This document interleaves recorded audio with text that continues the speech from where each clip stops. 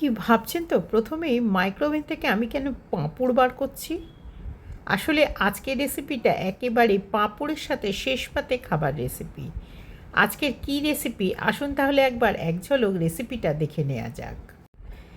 1 table spoon white অয়েলটা ভালো করে গরম হয়ে যাবার পরে 2 চামচ ছোটো চামচের 5 ফোড়ন আর দিচ্ছি কুল লঙ্কাটা ব্যাঙ্গালোর শহরে কোস্টাল সাইডে খুব পাওয়া যায় এবং এটা সাম্বার তৈরিতে খুব বেশি ভালো লাগে খেতে, কিন্তু এরকম চাটনি জাতীয় খাবারে দিলেও এর কিন্তু একটা অসম্ভব সুন্দর স্বাদ হয়। কিন্তু 5 ফোড়নটা ততক্ষণ ভাজতে হবে যতক্ষণ না আপনার রান্নাঘরে একটা সুন্দর 5 ফোড়ন ভাজার গন্ধ ছাড়ে। এরপরে এর মধ্যে মিশিয়ে দিলাম জল আর আখের গুড়। এটা কিন্তু খেজুর গুড়ে রান্না হবে না, সম্পূর্ণটা আখের গুড় দিচ্ছি। এখানে আমি যেরকম মিষ্টি খাবো সেরকম মিষ্টি দিলাম। বেশি মিষ্টি খেলে বেশি মিষ্টি দিতে হবে, মানে গুড় বেশি মেশাতে হবে, আর যদি কম খান তাহলে কম দেবেন। 3টে মশলা লাগবে, হলুদ গুঁড়ো, লঙ্কার গুঁড়ো, ঝাল লঙ্কার গুঁড়ো, আর তার সাথে দিলাম একটু জিরের গুঁড়ো, সবই 1 চামচ করে ছিল।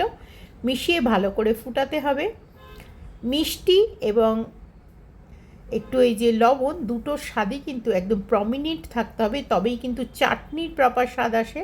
আর বেশ রসালো লেবু চিপে রসটা দিয়ে তার যে খোলাটা আছে সেটাও দিয়ে দিলাম। এতে না একটা অসম্ভব ভালো স্বাদ হয়। যখন ফুচকার আপনারা জল খান এই রকম কিন্তু দেয়া হয়, তার জন্য ফুচকার জলটা অনেক বেশি স্বাদ হয়। ঠিক সেরকম একই প্রসেস মেনটেন করতে হবে। আর দিয়ে দিলাম কিছুটা আমি ওখানে খেজুর, যার মধ্যে কোনো দানা ছিল না, আর ড্রাই ফ্রুটস দিলাম, যার মধ্যে 2 রকমের ছিল ড্রাই ফ্রুটস, আর একটা ছিল মোরব্বা। আর এখানে দিচ্ছি আমি মুসাম্বি। এই মুসাম্বিটারই মেন আজকের স্বাদ, সেজন্যই আজকের রেসিপি মুসাম্বির টক ঝাল মিষ্টি চাটনি। এই চাটনিটা কিন্তু খুব সচরাচর বাড়িতে হয় না, আপনারা বানাতেই পারেন। বাই দ্য ওয়ে, আমি ওখানে ব্যবহার করলাম ড্রাই কিশমিশের, আপনারা চাইলে টাটকা কিশমিশেরও ব্যবহার করতে পারেন।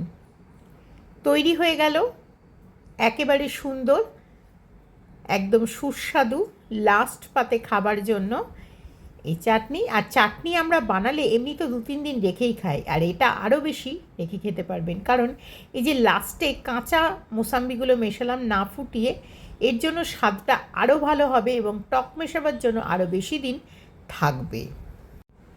ব্যাস, রেসিপির সাথে খাবার জন্য একেবারে রোস্টেড পাঁপড় কিন্তু রেডি। একেবারে হেলদি রোস্টেড পাঁপড়, আর তার সাথে সেই একদম জমজমাটি শেষ পাতে খাবার জন্য মুসাম্বির চাটনি। আচ্ছা, এই মুসাম্বির চাটনি কিন্তু ভিটামিন সি যুক্ত, কাজেই এটা কিন্তু বর্ষাকালে আপনাদের সর্দি কাশিকেও ভালো রাখতে সাহায্য করবে। এবারে এই মুসাম্বির চাটনি সাথে আমি একটু পাঁপড় দিয়ে খেয়ে দেখছি। পাঁপড় দিয়ে এই চাটনি সবচেয়ে বেশি ভালো লাগে, আর আমি কিন্তু সেই লেবুর অংশটা অবশ্যই নিয়েছি। কেমন লাগলো আমার আজকের রেসিপি অবশ্যই কমেন্ট করে জানাবেন। আপনাদের প্রতিটি কমেন্ট আমার কাছে ভীষণ মূল্যবান। সত্যি বলছি, একবার বানান, দারুণ সুস্বাদু হয়েছে আজকের রেসিপি।